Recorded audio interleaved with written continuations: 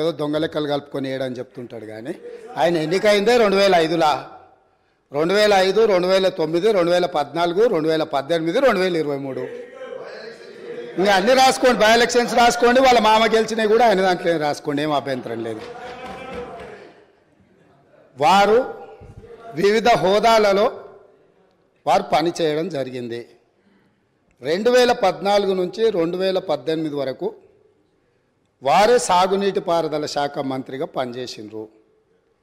వారి తర్వాత మాజీ ముఖ్యమంత్రి గారు చంద్రశేఖరరావు గారు సాగునీటి పారుదల శాఖ మంత్రిగా పనిచేసిండ్రు.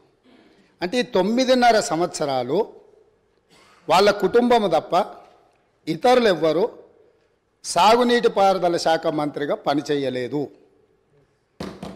వారు ఆర్థిక మంత్రి తర్వాత ఈ రాష్ట్రం మీద ఉన్న అప్పులు కానీ వివిధ కార్పొరేషన్ల పేరు మీద చేసిన అప్పులు కానీ సంపూర్ణంగా వారి దగ్గర సమాచారం ఉంటుంది. ఎందుకంటే ప్రతిరోజు రిజర్వ్ బ్యాంకు వాళ్ళ దగ్గర ఉన్న నిల్వలన్నీ మన అవసరం ఎంత అనే రిపోర్ట్ ఫైనాన్స్ సెక్రటరీ గారికి ఇస్తారు. ఫైనాన్స్ సెక్రటరీ గారికి ఇచ్చినట్టే అది ఫైనాన్స్ మినిస్టర్ ఇచ్చినట్టే. ఇప్పుడు నేను వారు పదే ఎన్నికల సందర్భంలో కాళేశ్వరం ప్రాజెక్టు అంచనాలే 80,000 కోట్లు, 1,00,000 కోట్ల అవినీతి జరిగిందని ఎట్లా అంటారు? వీళ్ళు లీడర్లు కాదు, వీళ్ళు రీడర్లు, రాసిచ్చింది మాత్రమే చదువుతారని చెప్పి ప్రజల్ని మభ్యపెట్టడానికి శాయశక్తుల్లో వాళ్ళ కుటుంబం అంతా ప్రయత్నం చేసిండ్రు. సరే, మేమేం చెప్పినాం, వాళ్ళేం చెప్పినారు, ప్రజలు అనేది పక్కన పెడితే వాస్తవాలు అనేటివి కొన్ని ఉంటాయి. ఆర్థిక శాఖ ఉన్నది. ఈరోజు ఆర్థిక శాఖకు మొన్నటి వరకు పనిచేసిన మంత్రి గారు పేజీ నెంబర్ 21 వారు చూసుకోవాలి తమరి ద్వారా, మిగతా సభ్యులు కూడా. ఇప్పుడు ప్రభుత్వం ఇచ్చిన నివేదిక ఏదైతే ఉందో పేజీ నెంబర్ 21లో ప్రభుత్వ హామీతో ఎస్పీవీల ద్వారా సేకరించబడి ప్రభుత్వమే చెల్లింపులు చేయబడతాయి అని చెప్పిన దాంట్లో మొట్టమొదటి Kaleshwaram irrigation project corporation limited sanctioned loan 97,000 కోట్ల 449 97,449 కోట్ల రూపాయలు రుణం మంజూరైంది. ఇందులో లోను విడుదలయ్యింది 79,287 కోట్ల రూపాయలు. నేనిప్పుడు తమరి ద్వారా ఆర్థిక మంత్రి గారిని సూటిగా ప్రశ్నించదలుచుకున్నా. మాజీ వాళ్ళు అనుకోవాలి, ఆ భ్రమలలోనే ఉంటే బయటికి పోతారు. అయితే ఈరోజు అధికారిక లెక్కలు ఇవి కార్పొరేషన్ ద్వారా లోన్లు చేయబడిన అప్పు 97,449 కోట్లు. ఇవి కాకుండా కాళేశ్వరం ప్రాజెక్టుకు రాష్ట్ర ప్రభుత్వం ఖర్చు పెట్టింది. వాటి వివరాలను కూడా తీసుకొని మేము ఇస్తాము. ఈరోజు వారు సభను మళ్ళీ మీ ముందు తప్పుదో పట్టిస్తున్నారు. కాబట్టి సభలో సంపూర్ణమైన సమాచారంతో అనుభవంతో ఆ సభ్యులు మాట్లాడితే మాకు ఎలాంటి అభ్యంతరం లేదు. కానీ సభ ద్వారా తెలంగాణ రాష్ట్ర ప్రజలని తప్పుదోవ పట్టించి కాళేశ్వరం అద్భుతం అని చెప్పుకునే ప్రయత్నం ఏదైతే చేస్తుండ్రో, ఈ సభ ఇచ్చిన అవకాశాన్ని దుర్వినియోగం చేయడం అనేది ఇది దుర్మార్గమైన చర్య. కాళేశ్వరం ప్రాజెక్టు పూర్తి అంచనాలు నేను ఆర్థిక శాఖకు ఆదేశాలు ఇచ్చిన. రేపు మా సాగునీటి పారుదల శాఖ మంత్రి గారు మాట్లాడేటప్పుడు టోటల్గా వేసిన అంచనా ఎంత, అందులో కార్పొరేషన్ పేరు మీద మంజూరైన లోన్లు ఎంత, మంజూరైన లోన్ల నుంచి ఇప్పటి వరకు వినియోగించుకున్న నిధులన్నీ, అదేవిధంగా రాష్ట్ర ప్రభుత్వం తన బడ్జెట్ నుంచి ఖర్చు పెట్టిన నిధులన్నీ, వీటన్నిటిని వివరాలను మళ్ళీ అక్కడ చెప్తాం. కాబట్టి ఇప్పుడు నేనేం చెప్పదలుచుకున్నా అంటే, వారు మాట్లాడుతున్నది లోపభూయిష్టమైన అబద్ధము. కాళేశ్వరం ప్రాజెక్టు యొక్క అంచనాలు 80,000 కోట్లు కాదు, లోన్లే 97,449 కోట్ల రూపాయలు ఆల్రెడీ లోన్లు మంజూరు తెచ్చుకున్నారు. రాష్ట్ర ప్రభుత్వం ఖర్చు పెట్టింది. మొత్తానికి వీళ్ళు వేసి అంచనా లెక్కలేస్తే అది ఎక్కడికో వెళ్తుంది. అదొకటి అధ్యక్ష. రెండవది, ఇంతకుముందు మంత్రులు జూపల్లి కృష్ణారావు గారు మాట్లాడబోతుంటే పాపం వారిని దబాయించే ప్రయత్నం చేస్తున్నారు. నేను 2 విషయాలు ఇక్కడ చెప్పదలుచుకున్నా. ఆర్థిక మంత్రి గారే కాళేశ్వరం మీద పెట్టిన నివేదికలో రాష్ట్ర ప్రభుత్వం ఇచ్చిన నివేదికల వీళ్ళు చెప్పింది కాళేశ్వరం ప్రాజెక్టు కట్టడం ద్వారా ఆ నీళ్లు రైతులకు అమ్ముతాము, ఆ నీళ్లు ఇండస్ట్రీస్కి అమ్ముకుంటాము, ఇట్లా ఈ ప్రాజెక్టు ద్వారా నీళ్ళన్నీ పైసలకే అమ్ముతాం, ఉచితంగా ఎవరికి ఇయ్యము, వ్యవసాయంతో సహా. ఏం చూపించిండ్రు? ఒక్క సంవత్సరానికి ఆదాయం 5,199 కోట్ల రూపాయల ఆదాయం వస్తుంది. కాళేశ్వరం ప్రాజెక్టు కట్టి వ్యవసాయానికి నీళ్ళు అమ్ముతాం, పరిశ్రమలకు నీళ్ళు అమ్ముతాం, తాగడానికి నీళ్ళు అమ్ముతాం, మొత్తం వ్యాపారమే చేస్తాం. మా ప్రభుత్వం ఉన్నదే వ్యాపారం చేయడానికి. మా ప్రభుత్వం సేవ చేయదు, మా ప్రభుత్వం ప్రజలకు సహాయం చేయదు, వ్యాపారం చేస్తాము.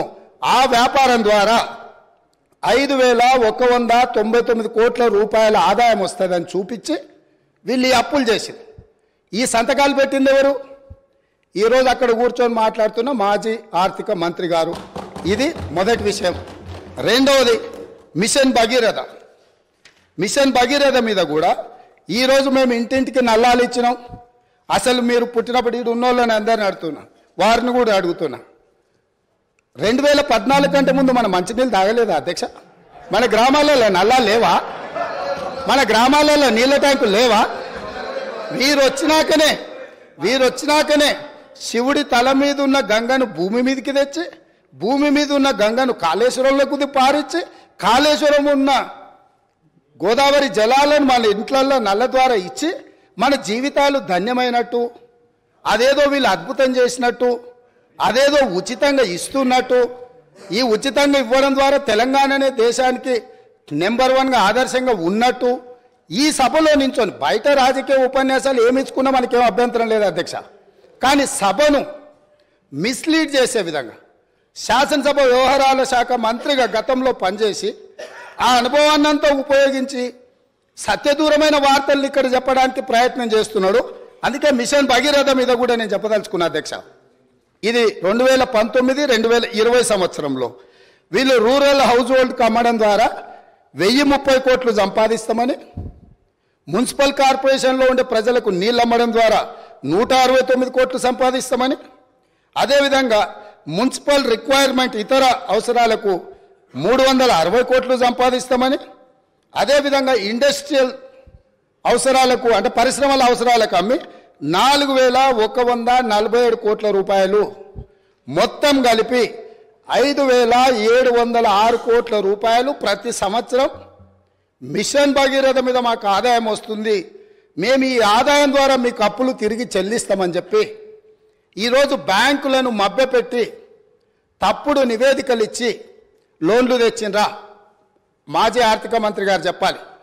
లేదు, నిజంగానే ప్రజల దగ్గర వసూళ్లు చేసి తాగునీళ్లను సాగునీళ్లను వ్యాపారంగా మార్చి, వ్యాపార ఆట వస్తువుగా నీళ్లను మార్చి ప్రజల సెంటిమెంటును, తెలంగాణ ఉద్యమంలో వాళ్ళ పార్టీ చెప్పింది నీళ్లు నిధులు నియామకాలు, నీళ్లే మొదటి సింహభాగం వాళ్ళ ఉద్యమం, వాళ్ళ నాడు వాళ్ళ పార్టీ చెప్పుకున్నది. ఆ నీళ్ల ద్వారా వ్యాపారం చేసి దాదాపుగా ఒక్క కాళేశ్వరం ద్వారానే 5,199 కోట్లు, మిషన్ భగీరథ ద్వారా 5,706 కోట్లు, అంటే 10,800 కోట్ల రూపాయలు రైతులను, పేద ప్రజలను ముక్కువిండి వసూలు చేస్తామని ఈ నివేదికలు ఇచ్చి అడ్డగోలుగా 1,000 కోట్ల రూపాయల అప్పులు తెచ్చి ఇప్పుడు ఈ అప్పులను బయట పెట్టినప్పుడు అవును మా చేతగానితనం వల్ల, మా నిస్సహాయత లేకపోతే అవగాహన లోపం వల్ల ఈరోజు ఇట్లా తప్పు జరిగింది, కాబట్టి దీన్ని సరిదిద్దుకోవడానికి ప్రధాన ప్రతిపక్షంగా ప్రభుత్వానికి సహకరిస్తామని ముందుకు వస్తాము అని మాట్లాడాల్సిన విషయాలను పక్కన పెట్టి ఈరోజు దబాయిస్తున్నారు. ఇంకొకటి అధ్యక్ష, ఇంతకుముందే వారు మాట్లాడుతూ తెలంగాణ టీఎస్ఐఐసి ద్వారా ఏవైతే లోన్లు ఉన్నాయో వాళ్ళే కట్టుకుంటారు, మాకేం సంబంధం లేదు అని, అసలు మేము కట్టాల్సిన పనే లేదని మాజీ ఆర్థిక మంత్రి గారు ఇదే సభలో అక్కడి నుంచో చెప్పింది. వారు ప్రవేశపెట్టిన నివేదిక అధ్యక్ష, ఇది నేను ఎక్కడి నుంచి తీసుకురాలే. 31 జనవరి 2023 టీఎస్ఐఐసి హడ్కో లోన్లకు వీటన్నిటికీ మేము గ్యారంటీ ఇచ్చి మేము కడతామని చెప్పి వాళ్ళు ఇచ్చిన నివేదిక. అంటే ఈరోజు ఏ కార్పొరేషన్ల ద్వారా లోన్లు తెచ్చినా పర్టికులర్గా వారు టీఎస్ఐఐసికి సంబంధించిన నిధులు మేము చెల్లించాల్సిన అవసరం లేదు, ప్రభుత్వానికి సంబంధం లేదు, వాళ్ళే చెల్లిస్తారనేది అయితే చెప్పిండో వారు సత్యదూరమైన అంశాలను ఇక్కడ ప్రస్తావించారు. కాబట్టి ఈరోజు వారిచ్చిన నివేదికనే ఇతరులు ఎవరో ప్రవేశపెట్టిండ్రు, వారికి సంబంధం లేదు, వారు చూడలేదు, వారికి అవగాహన లేదు అని అంటే మనకెవరికి అభ్యంతరం లేదు. కానీ వారిచ్చిన నివేదికనే తప్పుదోవ పట్టించి ఈరోజు వారు లేదు లేదు నేను మాట్లాడిందంతా గతంలో చెప్పింది ఒక రకము, ఇప్పుడు చెప్తున్నది ఇంకొక రకం అని చెప్పి వారు మాట్లాడే ప్రయత్నం చేస్తారు. అదేవిధంగా వారు చాలా అద్భుతమైన బడ్జెట్ను ప్రవేశపెట్టినాం, మా అద్భుతమంతా చూసి దేశమంతా మమ్మల్ని ఏమంటారు మమ్మల్ని అనుకరించాలి, అంత అద్భుతమని 2015-16 కాగ్ నివేదిక ఏమన్నది అధ్యక్ష? వారి దగ్గర వారు ఆర్థిక మంత్రిగా పనిచేసి వారి దగ్గర వివరాలు లేవా? దాంట్లో ఏం చెప్పిండ్రు? వీళ్ళు కాగ్ నివేదిక ప్రకారం ఆఫ్ బడ్జెట్ అంటే బడ్జెట్లో రాని అప్పులను తీసుకొచ్చి ఆదాయంగా చూపించి మొత్తం బ్యాంకులను ప్రభుత్వ వ్యవస్థలను తప్పుబట్టిండ్రు అని చెప్పి కాగ్ నివేదిక స్పష్టంగా ఈ రాష్ట్ర ప్రభుత్వాన్ని తప్పుబట్టింది. ఈ ప్రభుత్వం ఉద్దేశపూర్వకంగా ఆర్థిక సంస్థలన్నిటిని కూడా తప్పుదోవ పట్టించి అత్యధిక వడ్డీతో రుణాలు తీసుకొచ్చి ఈ రాష్ట్రాన్ని అప్పుల కూపంగా తయారు చేసిందని కాగ్ నివేదిక 2015-16లో ఇచ్చిన లేఖ అధ్యక్ష ఇది. అదేవిధంగా బడ్జెట్ తయారీలోనే లోపాలు ఉన్నాయని 2018-19లో అసలు మీరు తయారు చేస్తున్న బడ్జెట్లోనే లోపభూయిష్టంగా ఉన్నది, మీ విధానాన్ని మార్చుకోండి, మీ విధానాన్ని మార్చుకోవడం ద్వారా రాష్ట్రానికి మేలు జరుగుతుందని చెప్పి స్పష్టంగా కాగు మొట్టకాయలు వేసింది ఆనాటి ప్రభుత్వాన్ని. ఇన్ని రకాల వాస్తవాలు ఉన్నా వారికి ఉన్న అనుభవాన్ని అంతా కూడా వినియోగించి అబద్ధాలు చెప్పి ఈ సభను ఈ రాష్ట్ర ప్రజల్ని తప్పుదోవ పట్టించాలనే ప్రయత్నం చేస్తుండ్రో ఇది శాసనసభ వ్యవహారాలు నిర్వహించే మా శ్రీధర్ బాబు గారికి సూచన చేస్తున్నా.